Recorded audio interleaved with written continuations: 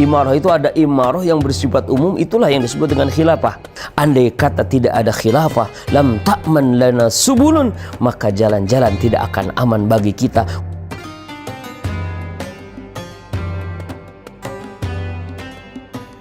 Assalamualaikum warahmatullahi wabarakatuh. Bismillah, alhamdulillah, wassalatu wassalamu ala sayyidina rasulillah, sayyidina Muhammadin ibni abdillah, wa ala alihi wa sahbihi wa man tabi'a hudah wa walahu ila yaumil qiyamah, amma ba'd.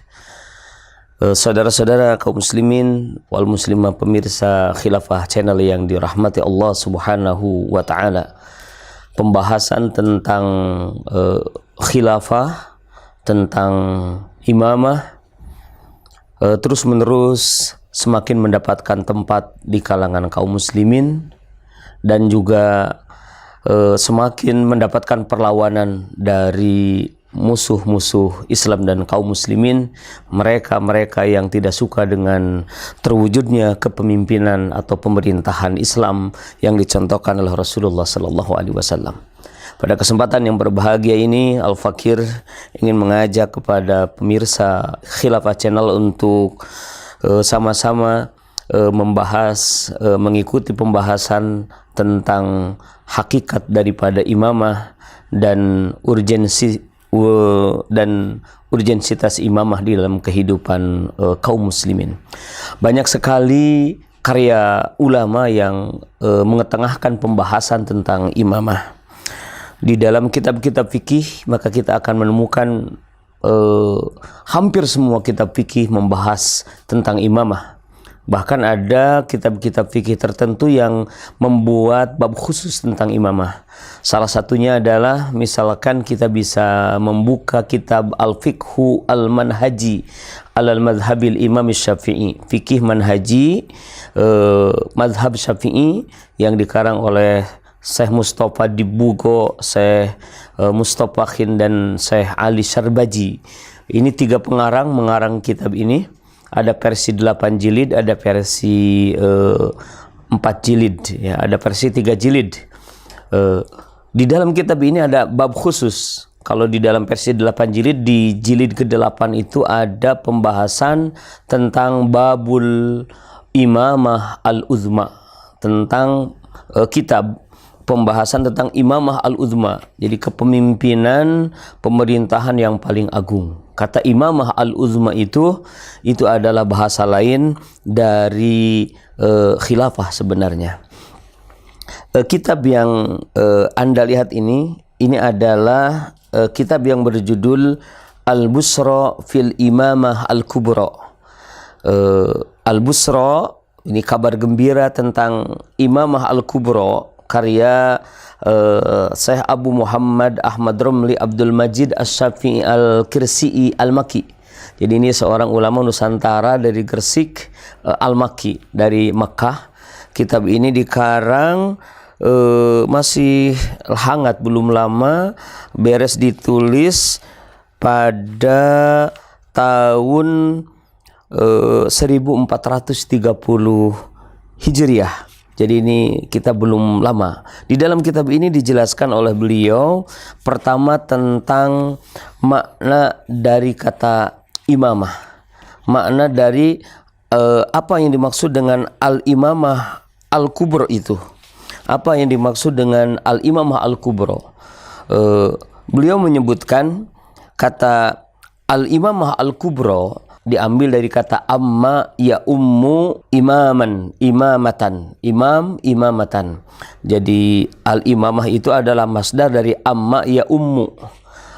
Amma ya ummu artinya adalah taqaddama, amma al-qauma ay taqaddamahum. Dia berada di paling depan di antara kaum. Seorang imam adalah al-muqtada bihi, orang yang diikuti.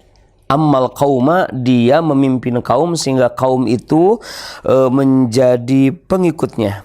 Nah, beliau menyebutkan di dalam kitab ini, kitab Al-Imamah Al-Busra fil Imamah Al-Kubra, yang dimaksud dengan Al-Imamah Al-Kubra fil istilah adalah ri'asatun 'ammatun fid din wad dunya khilafatan 'anin nabiy sallallahu alaihi wasallam. Kepemimpinan, ri'asatun 'ammatun, kepemimpinan yang bersifat umum fid din, di dalam masalah agama, wad dunya, dan di dalam masalah dunia. Kepemimpinan dalam urusan agama dan urusan dunia khilafatan anin nabi sallallahu alaihi wasallam, sebagai kelanjutan dari kenabian, sebagai pengganti atau penerus dari Nabi Muhammad sallallahu alaihi wasallam. Disebut al-imamah al-kubra wa sumiyat kubra tamyizan laha anil imamah as-sugro. Disebut imamah kubra itu adalah untuk membedakan dari imamah sugro, yaitu imamatus shalah, kepemimpinan di dalam salat. Imam salat itu imamah as-sugro. Kalau kepemimpinan bagi seluruh kaum muslimin disebut al-imamah al-kubra. Kemudian lebih lanjut, saya Ahmad Ar-Ramli Abdul Majid Asy-Syafi'i, beliau menyebutkan bahwa kata imamah itu satu makna dengan kata khilafah. Jadi imamah al-kubra kata lainnya adalah al-khilafah. Khilafah, di mana secara bahasa khilafah itu adalah diambil dari kata khalafa yahlufu khilafatan, yaitu orang yang menjadi pengganti orang sebelumnya. Kullu man yakhlufu shakhsan akhar yusamma khalifatan. Setiap orang yang menjadi pengganti manusia yang lain itu dalam bahasa Arab disebut sebagai khalifah. Adam disebut khalifah karena Adam itu menjadi pengganti dari makhluk Allah sebelumnya yang diciptakan oleh Allah Subhanahu wa taala sebelum Adam. Abu Bakar disebut khalifah, khalifatur Rasulillah, karena Abu Bakar itu menjadi pengganti Rasulullah sallallahu alaihi wasallam. Jadi summiya walidzalika summiya man yakhlufu ar-rasul sallallahu alaihi wasallam fi ijra'il ahkami syar'iyyah wa ri'asatil muslimin fi umurid din wad dunya khalifatan. Karena itu setiap orang, siapa saja yang menjadi pengganti Nabi Muhammad sallallahu alaihi wasallam fi ijra'il ahkami syar'iyyah, di dalam memberlakukan hukum syariat Islam, wariasatil muslimin, dan di dalam memimpin, memerintah kaum muslimin, fi umurid din wad dunya, dalam urusan agama dan urusan dunia, itu disebut dengan istilah khalifah. Wa yusamma al-mansibu khilafatan wa imamatan. Kedudukannya, jabatannya disebut khilafah atau imamah.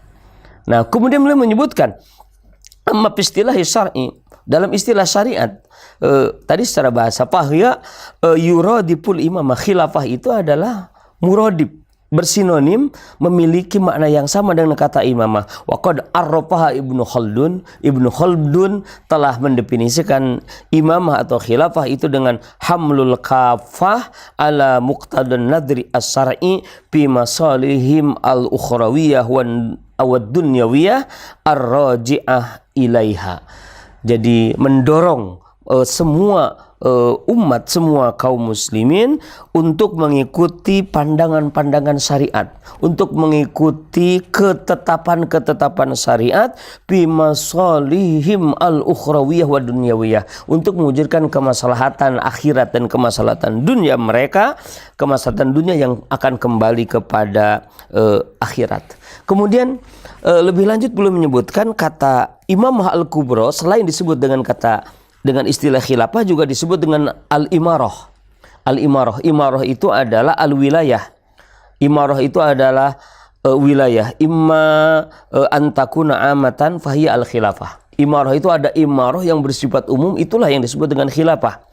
Atau al-imamah al-uzma. Dalam bahasa yang lain, al-imamah al-uzma. Ada al-imamah al-kubra, ada al-imamah al-uzma, ada khilafah, kemudian ada imarah. Pemimpinnya disebut amir, sehingga kita mengenal istilah amirul mukminin yang mulai disematkan kepada Khalifah Umar bin Khattab radhiyallahu anhu di masanya.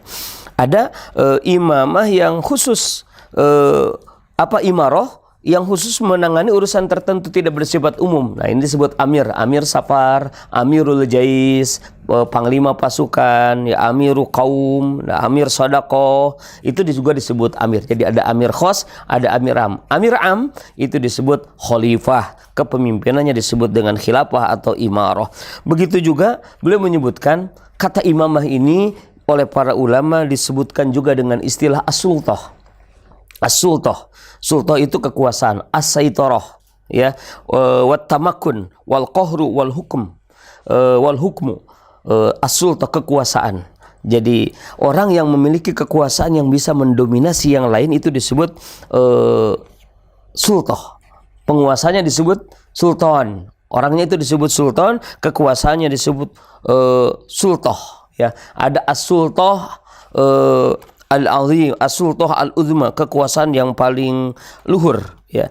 Beliau menyebutkan bahwa sultah yang bersifat umum fahuwa khalifah. Jadi orang yang memiliki kekuasaan yang bersifat umum itu disebut sebagai khalifah. Kemudian yang terakhir beliau menyebutkan kata imamah al-kubra dalam istilah fuqaha muasir, dalam istilah fuqaha modern, ini di abad ke 1920-an, itu biasa dikenal dengan istilah al-hakim. Pemerintahannya disebut dengan istilah al-hukmu, sehingga kita mengenal dalam fikih masa kini ada istilah dengan nizamul hukmi fil Islam, sistem pemerintahan di dalam Islam. Ini belum ada di masa sahabat, di masa tabi'in, di masa tabi'ut tabi'in, di masa generasi terdahulu belum ada istilah nizamul hukmi.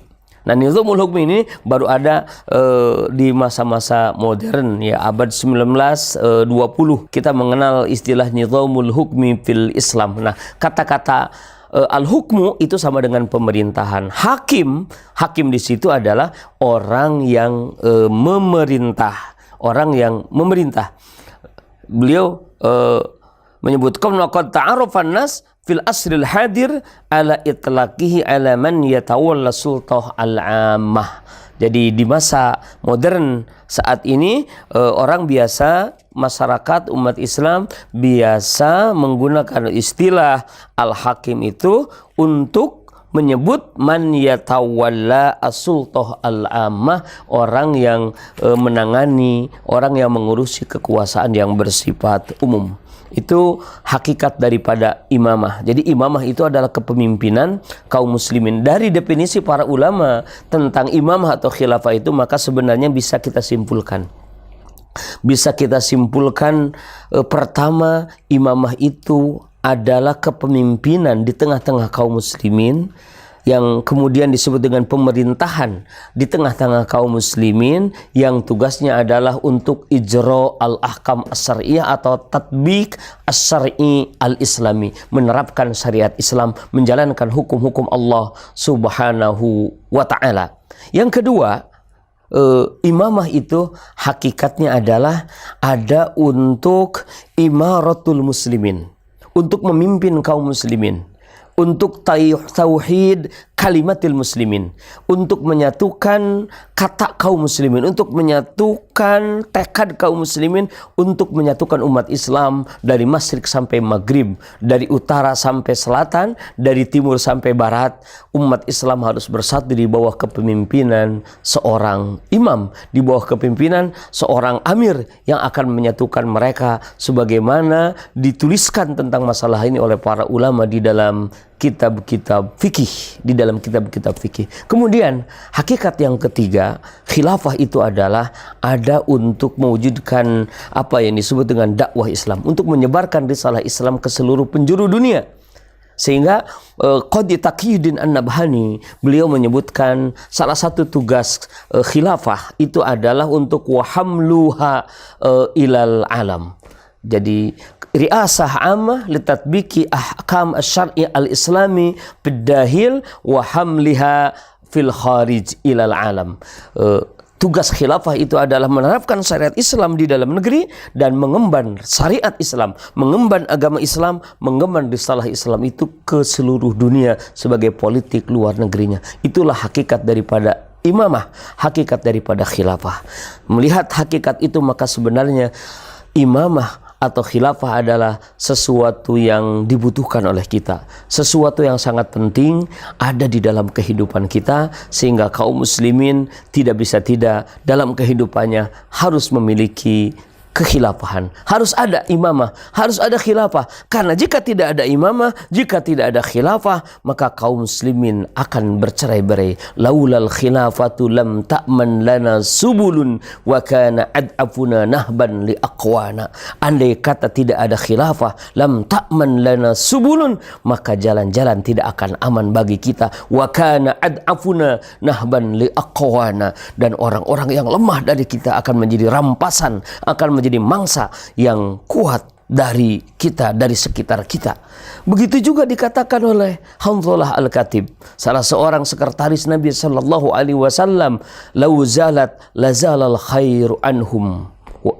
Lau zalat, andai kata khilafah itu tidak ada, lazalal khairu anhum, maka kebaikan akan hilang dari kaum muslimin. Walaku ba'daha zullan zalila, dan setelah tidak ada khilafah, mereka akan bertemu dengan kehinaan yang menghinakan kehidupan mereka. Mudah-mudahan ada manfaat bagi kita semua, dan kita semakin yakin akan betapa pentingnya khilafah atau imamah di dalam kehidupan kita. Insya Allah kita lanjut dalam sesi berikutnya membahas tentang imamah atau khilafah atau as-sultah atau al-hukmu atau al-imarah. Hadanallahu wa iyyakum ajma'in wal afu minkum. Assalamualaikum warahmatullahi wabarakatuh.